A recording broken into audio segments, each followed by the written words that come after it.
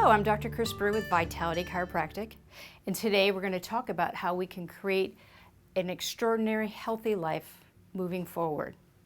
Everything we're going to talk about today is only going to improve your health, and I hope to educate and motivate you today as well.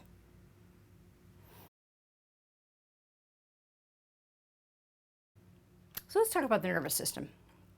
As a doctor of chiropractic, my main goal is to make sure your brain and spinal cord are communicating at 100%. And I know everything in your body will begin to heal itself and function at 100%, giving you 100% health.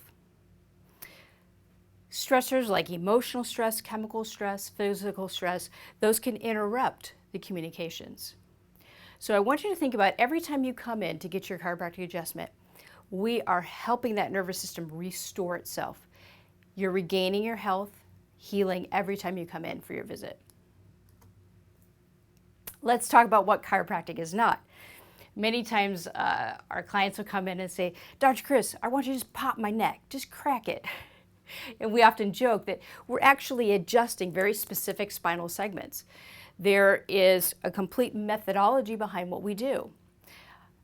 Many people also think chiropractic was designed to treat symptoms like back pain or neck pain. It was never designed to do that.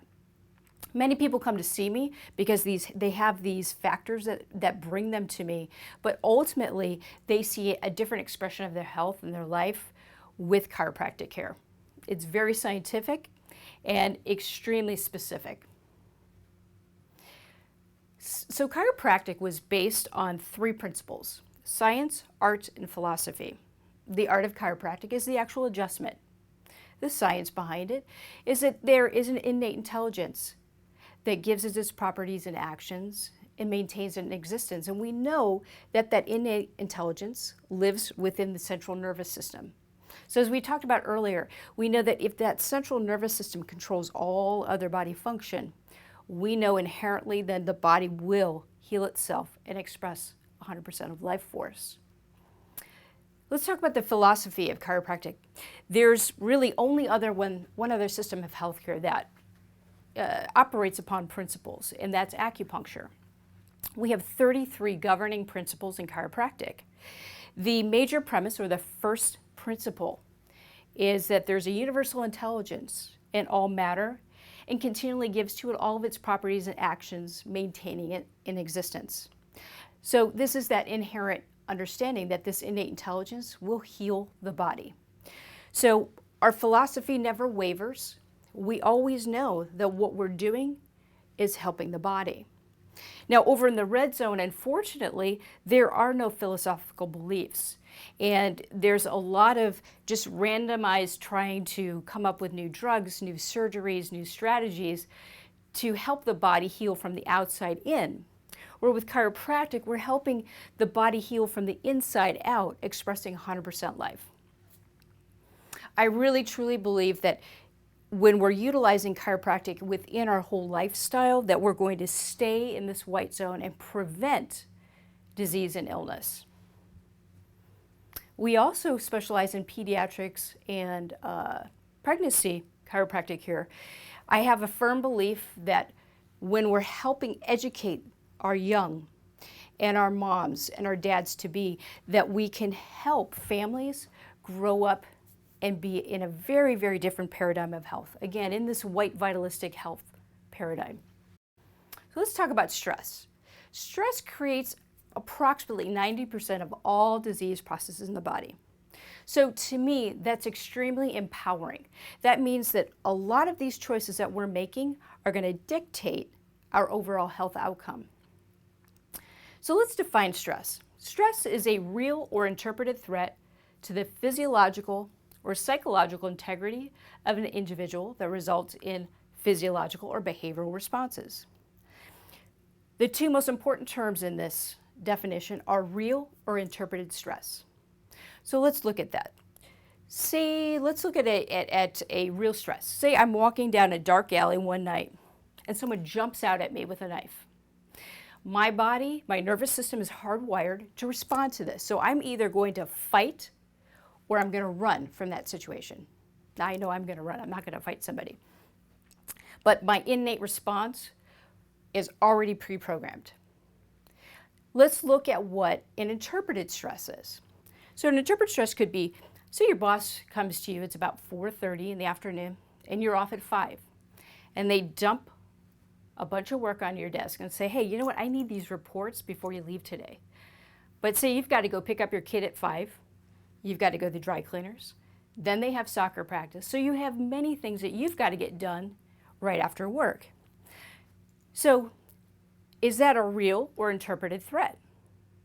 One would say, gosh, possibly a real threat, but really it's an interpreted threat because your life is not in danger. However, your nervous system, your body, doesn't really identify the difference. So a chemical cascade begins when you're sitting at your desk and your brain is dumping all these chemicals that are actually creating that fight and flight, that sympathetic response. Now, in that moment when I'm walking down the dark alley and those chemicals are being released and my nervous system's responding, it's very good because my life is in imminent danger. But imagine having these chemicals dumped into your system every day due to your life stressors. That over time can create severe breakdown of the body. So you could start to see things like tightness of your shoulders, your neck, other muscles in your body. We see many digestive issues with people in our culture, reproductive issues, cardiovascular, insomnia is a big one. And we can link all of these to stress and the harmful byproducts of these chemicals being dumped into our system. We see a lot of medications that are prescribed daily over here in the red zone for many of these symptoms. And I like to call those lifestyle drugs because if we were being proactive, staying in our white zone, doing all the things we're talking about today, then we could definitely counteract all of those harmful things that are happening to the body by releasing good healing chemicals. Let's identify the 3 types of stress, most importantly. Physical stress. Now that could be somebody, say, falling down a flight of stairs, a macro stress. Then there's also micro stresses, like somebody who works at a desk, maybe 10, 12 hours a day. Or maybe the guy who's operating the jackhammer every single day on a construction site. Those are micro traumas that over time can really alter the human body. Biochemical stressors. That can be something that you're ingesting in your food. There's a lot of chemicals in our food nowadays. That could be something you're exposed to in the environment. Say a hairstylist who works with a lot of chemicals. That can impact the central nervous system. And finally, emotional stress, which can be one of the most detrimental stressors that we see that definitely impacts our overall health. Let's talk about a concept that most of you have never heard of before. It's called the GAP, the General Adaptive Potential of your central nervous system. So this is your central nervous system's ability to handle stress. So we're all born with a gap, a ceiling and a floor, and we have big, wide, beautiful gaps when we're born. We can handle most stressors that come our way, whether it's physical, chemical, or emotional stress. I'm going to use my father as an example of the gap because he's a great example of this. When my dad was born, he had a big, beautiful gap. And about the age of 13, my father began stealing his dad's cigarettes, his Lucky Strike cigarettes. And that is a biochemical stress. So that actually closed my father's gap a little bit. Then a couple years later, he unfortunately discovered beer. Again, from his father's refrigerator, he began stealing beer. Another biochemical stress on his young body, closing his gap again. My father loved to run. He was a track star, so he was always running, and that actually opened up his gap a little bit. So the actual physical activity kept him more in the white zone than staying here in the red zone. A little bit later on, my father met my mom, fell in love. His gap opened up a little bit more. But unfortunately, he created some addictions with the alcohol and the cigarettes, and he was placed on Valium as a painkiller as well. And his gap began to deteriorate more. And he had my sister and I Again, a lot of stress on his body, began to close his gap more. He did not like the work he did. He was an accountant. He never cared for it. His gap continued to decrease because he carried on this lifestyle. So eventually at age 53, his gap completely shut down. And he died of a heart attack instantaneously at age 53 because the central nervous system could no longer adapt to all the stressors upon his system. And he was not doing anything really over here in the white zone at the end of his life.